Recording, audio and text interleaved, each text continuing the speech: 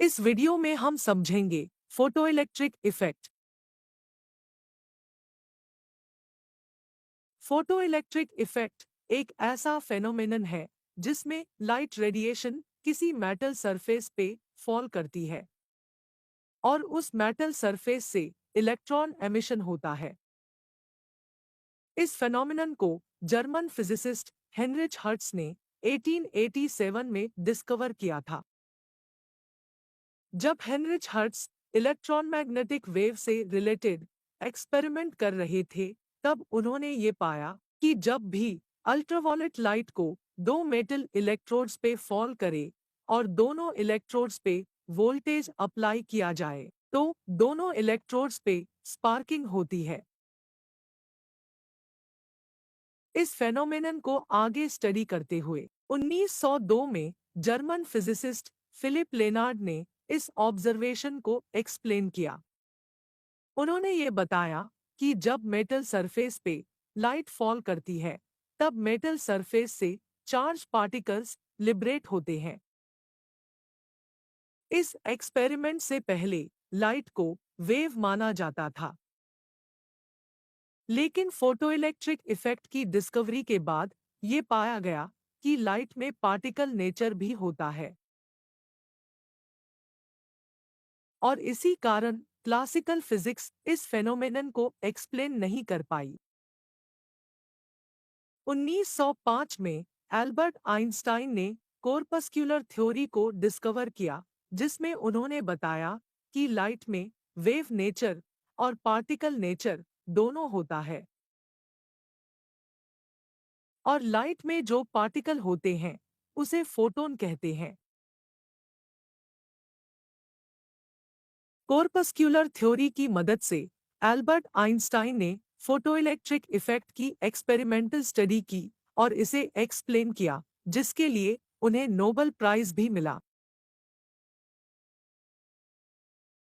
तो आइए इस फेनोमेनन को डिटेल में समझते हैं। एनिमेशन में हम देखते हैं कि एक एवैक्यूएटेड ग्लास ट्यूब है। इस ट्यूब के एक एंड पे एक फोटोसेंसिटिव प्लेट है और दूसरे एंड पे एक मेटल प्लेट है। ग्लास ट्यूब के ऊपर एक ट्रांसपेरेंट विंडो लगाया गया है। ये ट्रांसपेरेंट विंडो लाइट को फिल्टर करके एक पर्टिकुलर वेवलेंथ की लाइट को पास करता है। मेटल प्लेट और फोटोसेंसिटिव प्लेट को एक वोल्टेज सोर्स से कनेक्ट किया गया है, जिसमें मेटल प्लेट पॉजिटिव टर्मिनल और फोटोसेंसिटिव प्लेट नेगेटिव टर्मिनल से कनेक्ट है। इस वोल्टेज सोर्स से डिजायर्ड वोल्टेज आउटपुट लिया जा सकता है।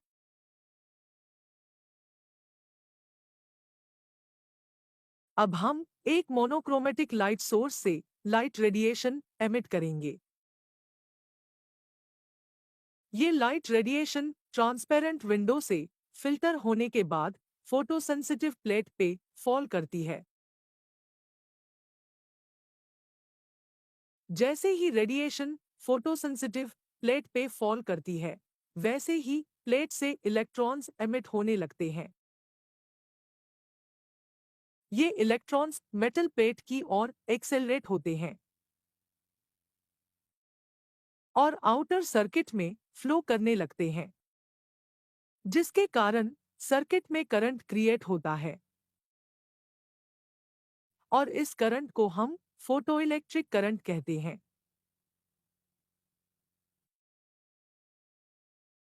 इस करंट को माइक्रो एमीटर की मदद से मेजर किया जा सकता है।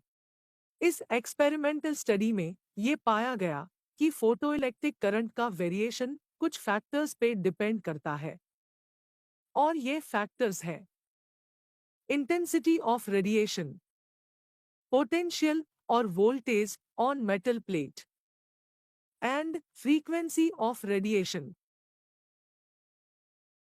आइए अब जानते हैं कि ये फैक्टर्स फोटोइलेक्ट्रिक इफेक्ट को कैसे अफेक्ट करते हैं। Effect of intensity of the incident radiation.